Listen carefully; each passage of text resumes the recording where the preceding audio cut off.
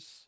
I'm Brandon Marcello. I'm joined by John Talty. We're going to discuss Maryland, an interesting situation there where, as we've seen in the past under Mike Locksley, they start hot and then they fade. And they started 4-0 this year. They lost six straight after this past week. They're now 1-6 in the Big Ten Conference. His overall coaching record there is 37-47.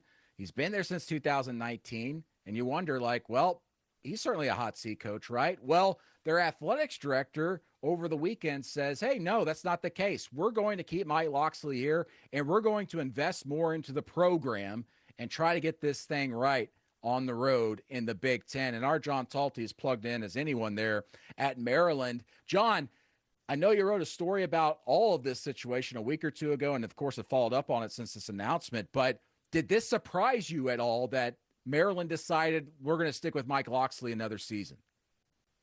The decision did not surprise me. The timing slightly did, but looking back on it, I think it was smart in the sense that I think, AD Jim Smith and the people around him realized that if you keep losing, that outside noise gets bigger and bigger and bigger, which was already happening in College Park. And so, I had talked to some people around the situation, and the preference by far over and over again that I heard was we'd like to find a way to bring Mike back next year. We'd like to give him more resources to be successful. Especially, it's important to note that Jim Smith and his team have only been there a few months, and so I don't think they were eager to have to conduct a coaching search in this crowded market.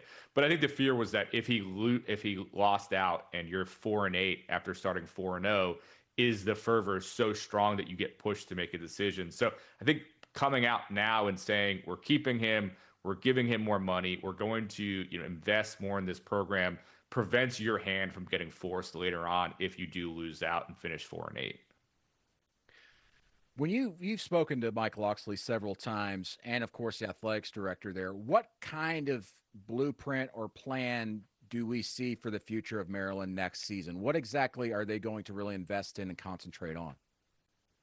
Well, for one, I've been told that they have been able to attract significant NIL resources, new NIL resource beyond what they have had in the past. And so Maryland historically in the NIL era has been way behind the times from a lot of their peer institutions. And so Jim Smith and his team, that's been a major priority. I mean, Jim's a business guy. They hired someone who was the former president of Charlotte FC. Like, these people were hired to generate revenue, go out and get new money. And I've been told they've been able to do that. And so I think the thought process is we've been so behind in so many different ways, not only from an NIL standpoint, but just in a program investment standpoint. I think it was almost shocking to me when I was pulling the data that Rutgers, for instance, doubles up Maryland in terms of money spent on football. They're at the 60+ million mark. Maryland's at 30.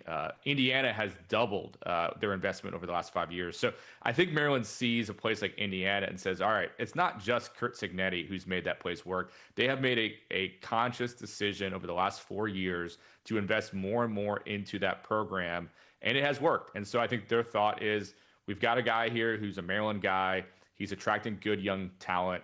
Can we give him more resources to try to get him over the hump where we can be more of that top end of the Big Ten? And if it's not, if they give him a ton of NIL money and they have another 4-8 year next year, well, then that makes the decision pretty easy. I'm going to throw out, this isn't necessarily a wild scenario, but I wonder, Maryland's sitting there right now, and you hear all the chatter with James Franklin and Virginia Tech. Do you think that played into their decision at all of, hey, it certainly looks like we are probably too far behind on trying to entice a James Franklin type to Maryland if we were to make a change? I don't know that Franklin was ever a serious candidate for Maryland, even if they were to have moved on from Mike Locksley. I think he is someone who has obvious ties there. He had been an assistant there multiple times, but I think there was a little bit of maybe mutual bad blood over the fact he was at one point the head coach in waiting.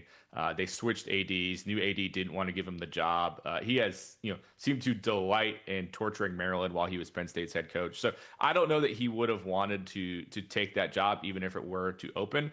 But I do know that this is a smart administration. They are aware of where the industry stands, and I think that they knew, like, if we were to make a move, if we're forced to make a move, it's a very crowded market. And where does our job maybe fall in those rankings, especially with a Penn State open, with a Virginia Tech open? Those are two in your geographic footprint. So I think that was maybe not the primary factor, but I think it was a factor in realizing, let's try to kick this kick this can down the road a year, see if more money can lead to better results. And if not, we'll be better positioned a year from now if we have to go into the coaching market.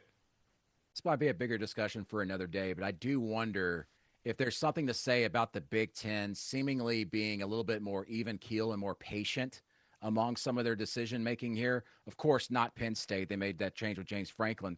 But you see with Matt Rule at Nebraska, hey, I'm going to stay here. Kurt Cignetti at Indiana, hey, I'm going to stay here. You've got Wisconsin saying, hey, we're going to sit tight and invest in the program and give our coach another year. And you're seeing it at Maryland with Mike Locksley. Meanwhile, you look at the SEC, and it just seems like, we got to do something. We got to blow it all up. Is there something to that? Do you think it's just everybody in that same bubble up there going, this is kind of how we're all going to do business, and let's respect each other?